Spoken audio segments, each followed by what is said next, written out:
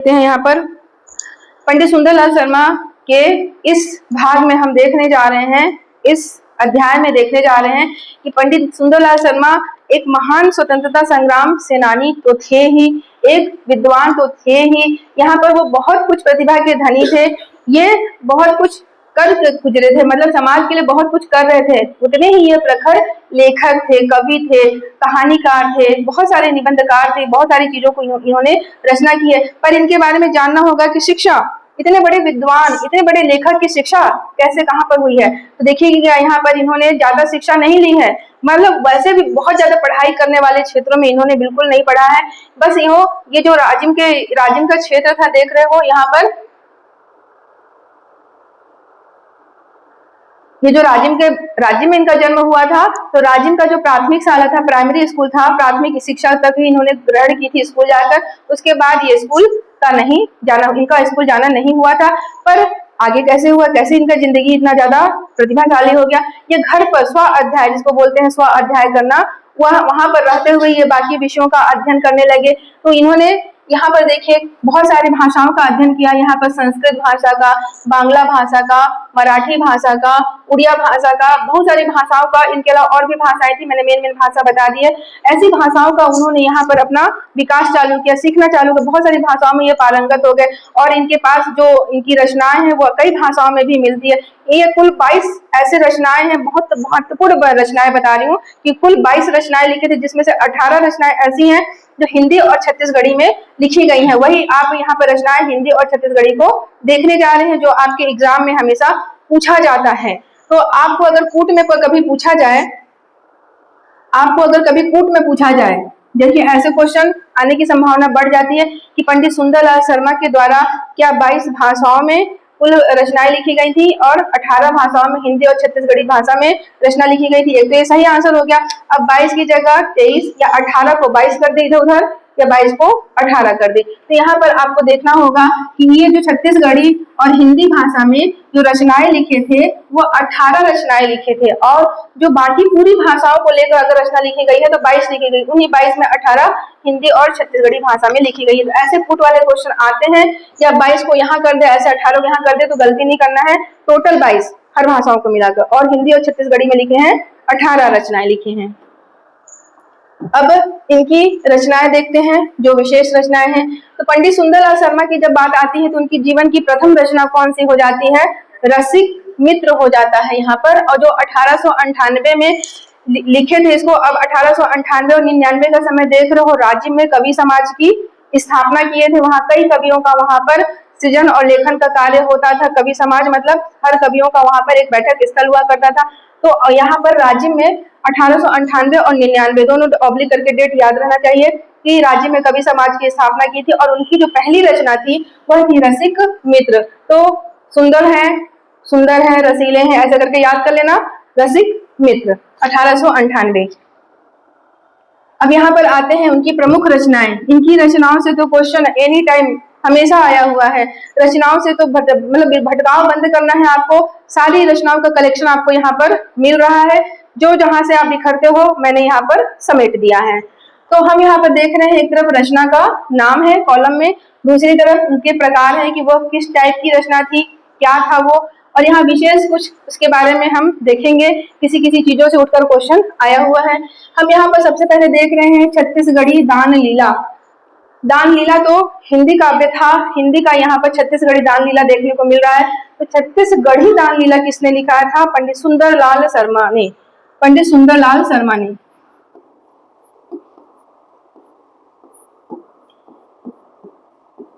Sundarlal Sharma, heading याद रखिएगा, बार बार ना लिखना हो मुझे। तो यहाँ पर लीला और लाल, दान लीला सुंदरलाल शर्मा, छत्तीसगढ़ी दान लीला के लेखक हो जाएंगे पंडित सुंदरलाल शर्मा। ये हमेशा क्वेश्चन पूछा गया है, ये बार बार आने वाले क्वेश्चन में से एक है। इसी के बारे में यहाँ से उठकर भी क्वेश्चन आया है, दान लीला के बारे में क्या क्या सही है, यह क्वेश्चन भी आया हुआ है। सबसे पहले जान लीजिए, छत्तीसगढ़ी का प्रथम प्रबंध काव्य बोला जाता है इसको।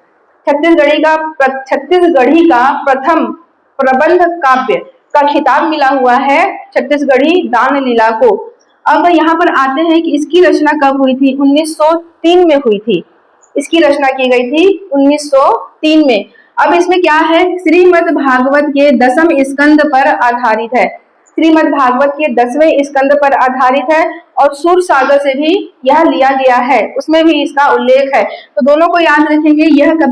यह क्वेश्चन तो आ चुका है कि क्या श्रीमद् भागवत के 10वें स्कंद पर आधारित है कि नहीं, तो हाँ है। और सूर सागर भी इसी से संबंधित हो जाता है, तो वहां से भी संबंधित यह रचना हो जाती है।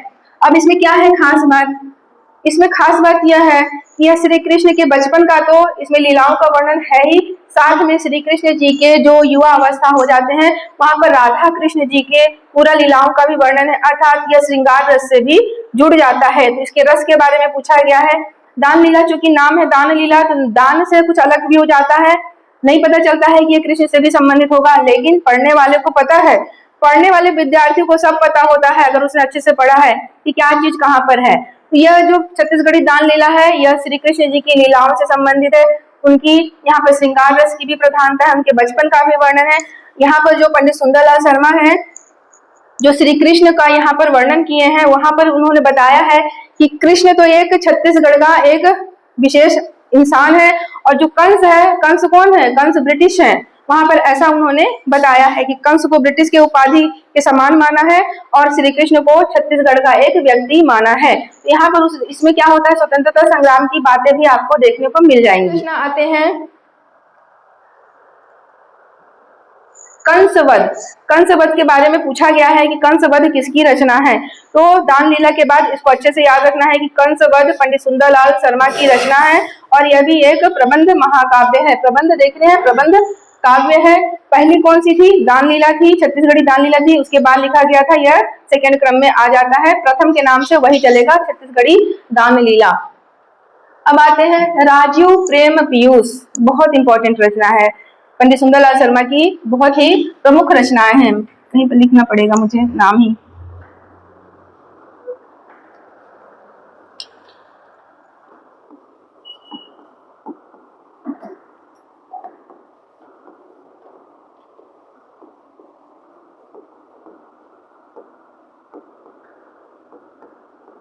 पंडित सुंदरलाल शर्मा की रचनाओं के क्रम में हम देख रहे हैं, यहाँ से क्वेश्चन बार बार आता है, बार बार पूछे जाने वाले सारे क्वेश्चन में से आपको रटना है। यही चीज को, इसी को बोलते हैं रटना, जो रचनाएं परफेक्ट रूप से एकदम याद रहनी चाहिए। तो यहाँ पर देख रहे हैं राजीव प्रेम पीयूष, यह किसकी रचना है, पंडित सुंदरलाल शर्मा की रचना है। पीयूष देख लीजिएगा, पर्यायवाची होता है किसका, सुधा अमृत का पीयूष बोलते हैं, तो वही यहाँ पर आ रहा है। यह पत्रिका है और श्री कृष्ण जन्म स्थान देख रहे हैं यहाँ पर, श्री कृष्ण जन्म स्थान पत्रिका, रायपुर जेल पत्रिका। यह आपको मैंने बता दिया था सुंदरलाल शर्मा जी के बारे में पढ़ाते समय कि जब 1922 में पंडित सुंदरलाल शर्मा को यहाँ पे जेल हुई थी, तो जेल में वो कहाँ चले गए थे, रायपुर के सेंट्रल जेल में कैद थे, वो गिरफ्तार थे। और इसी गिरफ्तारी के दौरान ही अंदर में भी देशभक्तों को जेल के अंदर भी कौन रोक सकता है, विचारों से कौन खेल सकता है, हृदय की चीजों को कौन मिटा सकता है। जेल में बैठे बैठे हाथों से हस्तलिखित उन्होंने लिखी थी जेल पत्रिका, इसको बोला जाता है जेल पत्रिका या श्री कृष्ण जन्म स्थान पत्रिका। इसलिए नाम रखे हैं क्योंकि कृष्ण जी का जन्म कहाँ हुआ था, जेल में हुआ था, इसलिए इसका नाम ऐसा रखा गया है। यह पत्रिका है और 1922 के समय लिखा गया है। कब लिखा गया मैंने बता दिया था, जेल में थे तब लिखा गया है। और इसमें पेज संख्या 18 से 20 रहती थी। इसका फ्रंट पेज ये खुद लिखते थे अपने हाथों से, पूरा फ्रंट भी बनाते थे, सारी चीजें हाथ से लिखते थे क्योंकि यह जेल में लिखी गई थी। अब आते हैं दुलरवा। दुलरवा क्या है, दुलरवा एक पत्रिका है, दुलरवा भी पत्रिका है। तो छत्तीसगढ़ की ये प्रमुख देखिए पत्रिकाएं हैं, श्री कृष्ण जन्म स्थान पत्रिका या फिर रायपुर जेल पत्रिका, और दूसरी हो जाएगी दुलरवा पत्रिका। सुंदर, दुलरवा सुंदर होता है, आप जिसके भी दुलारे हो आप उनके लिए बहुत सुंदर हो, ऐसे करके याद रख लेना, दुलरवा पत्रिका सीधे सीधे याद रख लेना। उसके बाद आते हैं करुणा पच्चीसी। करुणा पच्चीसी भी प्रश्न आया हुआ है, सीजीपीएससी में आया हुआ है, सीजी व्यापम में भी आया हुआ है कि करुणा पच्चीसी किसकी रचना है। बस इसको याद रखना है कि सुंदरलाल शर्मा जी की है। तो जिसके अंदर करुणा होगी वही तो सुंदर इंसान होता है, करुणा करने वाला इंसान ही हृदय से सुंदर होता है, ऐसे करके याद कर लीजिएगा। तो करुणा पच्चीसी काव्य है और पंडित सुंदरलाल शर्मा की रचना है। फिर आते हैं छत्तीसगढ़ी रामायण। यह प्रश्न भी सीजीपीएससी सीजी व्यापम से कई बार पूछे गए हैं कि छत्तीसगढ़ी रामायण किसकी रचना है। तो यह हो जाएगा, यह काव्य है और पंडित सुंदरलाल शर्मा की रचना है। छत्तीसगढ़ी रामायण और छत्तीसगढ़ी रामायण दो जगह आपको यहाँ पर परेशान करेंगे, जिसको मैं फिर से अलग से आपको याद करवा दूंगी। तो अभी आप यहाँ पर छत्तीसगढ़ी रामायण, गढ़ी जो मात्रा लगी है उससे याद करना है। यहाँ पर छत्तीसगढ़ी रामायण ऐसे करके भी आने वाला है एक यहाँ पर आगे में, तो आपको यहाँ पर सिंपल याद रखना है छत्तीसगढ़ी रामायण, जैसा लिखा है वैसे ही याद कर लेना है। यह एक काव्य है और पंडित सुंदरलाल शर्मा की है। फिर आते हैं एडवर्ड राज्याभिषेक। यहाँ पर एडवर्ड राज्याभिषेक का समय चल रहा था, उस समय इन्होंने काव्य लिखा था। पंडित सुंदरलाल शर्मा ने बहुत सुंदर ढंग से ऐसे प्रस्तुत किया था, ऐसे याद कर लीजिएगा। एडवर्ड का राज्याभिषेक हो रहा था, तो एडवर्ड राज्याभिषेक के बारे में सुंदर रूप से लिखे थे, तो सुंदर से सुंदर नाम आपका यहाँ पर ऐड हो जाएगा। स्थली वह थी पत्रिका। यहाँ पर आ रहा है श्री कृष्ण जन्म आख्यान। आख्यान क्या हो जाएगा, उपन्यास हो जाएगा, इसको याद रखिएगा, उपन्यास नाम से आपको मिल रहा है।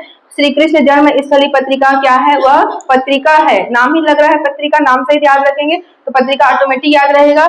और यहाँ पर श्री कृष्ण आख्यान, श्री कृष्ण जन्म आख्यान की बात हो रही है, तो यह इनका पंडित सुंदरलाल शर्मा का यहाँ पर हो जाएगा उपन्यास। अब आते हैं सच्चा सरदार। सच्चा सरदार, सच्चा सरदार बहुत इंपॉर्टेंट है यह भी। तो सच्चा सरदार किसकी रचना है, तो पंडित सुंदरलाल शर्मा की रचना। यूं याद कर लो कि जो सरदार होते हैं बहुत सच्चे होते हैं और सच्चे सरदार ही बहुत सुंदर होते हैं। सुंदर के साथ आपको यहाँ पर मैचिंग करके याद रखना है।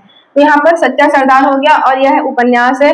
यहाँ पर श्री कृष्ण जन्म स्थान और सच्चा सरदार यह हो जाएंगे आपके उपन्यास हो जाएंगे दोनों। फिर आते हैं प्रहलाद चरित्र और ध्रुव चरित्र। प्रहलाद चरित्र और ध्रुव चरित्र एक साथ याद कर लेना कि प्रहलाद चरित्र और ध्रुव चरित्र किसकी है, तो पंडित सुंदरलाल शर्मा की है। और यहाँ पर प्रहलाद चरित्र है वह नाटक है और आख्यान लग गया है तो संगीत वाली बातें हो जाती हैं। तो इधर का आप ज्यादा प्रमुखता से किसी किसी को याद रखिएगा, मतलब ये ज्यादा आपको याद होनी चाहिए यहाँ पर कि ये रचनाएं कौन सी है और किसकी है। तो यहाँ पर ध्रुव चरित्र और प्रहलाद चरित्र पंडित सुंदरलाल शर्मा की है, एक लाइन में कविता जैसे याद कर लो। फिर सीता परिणय और पार्वती परिणय एक साथ मैंने रख दिया है ताकि याद रहे। यहाँ पर सीता परिणय और पार्वती परिणय, परिणय मतलब विवाह संस्कार, तो यहाँ पर एक नाटिका है यह और पंडित सुंदरलाल शर्मा की है। मैंने अभी अभी आपको बताया था पढ़ाने से पहले विक्रम शशि कला किसकी है, तो अब आपको याद आ गया कि विक्रम शशि कला पंडित सुंदरलाल शर्मा की है। शशि मतलब सुंदर, चांद जैसा सुंदर, तो शशि जैसा सुंदर, तो विक्रम शशि कला यहाँ पर नाटक है और पंडित सुंदरलाल शर्मा की है। अब आते हैं दुखिया गरीब किसान। जो किसी दुखिया के बारे में कोई बात करता है तो वह व्यक्ति कितना सुंदर होगा, बात सुंदर से हम यहाँ देख रहे हैं। तो इन्होंने एक दुखिया गरीब किसान के बारे में रचना की है। दुखिया गरीब किसान एक ऐसा व्यक्ति है जो छत्तीसगढ़ का गरीब किसान है, उसके दुख के बारे में यहाँ उन्होंने लिखा है, अच्छे से प्रस्तुत किया है। तो जो दुख के बारे में सोचता है, किसी गरीब किसान के बारे में सोचता है, वह व्यक्ति बड़ा ही सुंदर होगा, ऐसे करके याद कर लेना है। तो यह दुखिया गरीब किसान पंडित सुंदरलाल शर्मा की विशेष रचना हो जाती है। फिर आते हैं काव्यामृत वर्षणी। इस रचना के बारे में जहां जहां नहीं लिखा है बस रचना है और उसके बारे में आपको ज्यादा नहीं देखना है, इधर का देखना है। काव्यामृत वर्षणी यह है पंडित सुंदरलाल शर्मा की बहुत ही सुंदर रचना है। अब यहाँ पर देख रहे हो काव्य है, अमृत है और वर्षा हो रही है, तो जहाँ काव्य अमृतों की वर्षा होती है वह स्थान भी तो सुंदर हो जाएगा, तो सुंदर से जोड़ लेना है आपको, काव्य अमृत वर्षणी। अब यहाँ पर आते हैं सतनामी भजन माला। यह तो रट गए होंगे अब तक कि सतनामी भजन माला किसने लिखी है, तो पंडित सुंदरलाल शर्मा ने लिखी है और सतनामी आश्रम की भी तो स्थापना किए थे और सतनामी भजन माला की भी यहाँ पर बात हो गई, यह दोनों उनकी रचना हो गई। फिर विक्टोरिया वियोग, हंस लो यहाँ पर, अगर कोई महारानी विक्टोरिया अपने आप को बोलती है और वह वियोग करती है तो आप यहाँ पर बहुत सुंदर सुंदर हंसते रहना, ठीक है। विक्टोरिया के रोने हंसने से हमको क्या फर्क पड़ता है, ऐसे करके याद कर लेना, हम तो सुंदर दिखेंगे, हम सुंदर रहेंगे, विक्टोरिया रोती रहे, ठीक है। तो विक्टोरिया वियोग, ठीक है, विक्टोरिया को वियोग करने दो और आप सुंदर बने रहना, तो यहाँ पर याद कर लेना विक्टोरिया वियोग है और पंडित सुंदरलाल शर्मा की रचना है और एक काव्य है या कविता है। फिर आते हैं श्री रघुनाथ गुण कीर्तन। श्री रघुनाथ जी हैं, उनके गुण हैं और उनके कीर्तन हैं। जहां पर भी श्री रघुनाथ जी का, रघुनाथ मतलब भगवान राम, जहां पर श्री रघुनाथ जी का गुण का कीर्तन हो वह स्थान भी तो बहुत सुंदर होता है, वह स्थान ही बहुत ही भावुक और सुंदर हो जाता है। तो सुंदर से याद रख लेना श्री रघुनाथ गुण कीर्तन पंडित सुंदरलाल शर्मा की बहुत अच्छी रचना है यहाँ पर। फिर प्रताप पदावली, यह नाम से अभी तक क्वेश्चन नहीं आया है, पर आता है तो बना लेना, इसको याद कर लेना और बनाने के हिसाब से बढ़िया दिमाग में रखे रहना। यह क्वेश्चन अभी तक नहीं आया है, ये दोनों अभी तक नहीं आए हैं। श्री रघुनाथ गुण कीर्तन से भी नहीं आया है अभी तक, और प्रताप पदावली के नाम से भी नहीं आया है, उल्लू उदार से भी नहीं आया है। पर ऐसी रचनाएं अगर दिख जाए, ऑटोमेटिक सब आती है। देखिए एग्जाम में आपको पहले से पूर्व से ज्ञान नहीं रहेगा कि आपके एग्जाम में कौन सी रचनाएं इनमें से आ जाएंगी, पर उल्लू सरदार बोल दिया जाए तो नाम किसका आएगा? पंडित सुंदरलाल शर्मा का। यहाँ पर प्रताप पदावली के नाम से आता है तो किसकी रचना हो जाएगी? पंडित सुंदरलाल शर्मा की रचना हो जाएगी। इसको आप लोग जिस भी तरीके से बार बार अपने आंखों से गुजारो, गुजारना नहीं है कि कृष्ण बन जाओगे, देखना है, पढ़ना है, ध्यान लगाना है, कैसे कनेक्ट करके दिमाग में स्टोर कर सकते हैं। बस ये प्रैक्टिस आपको इन रचनाओं से करनी है। आज आप पढ़ लेना।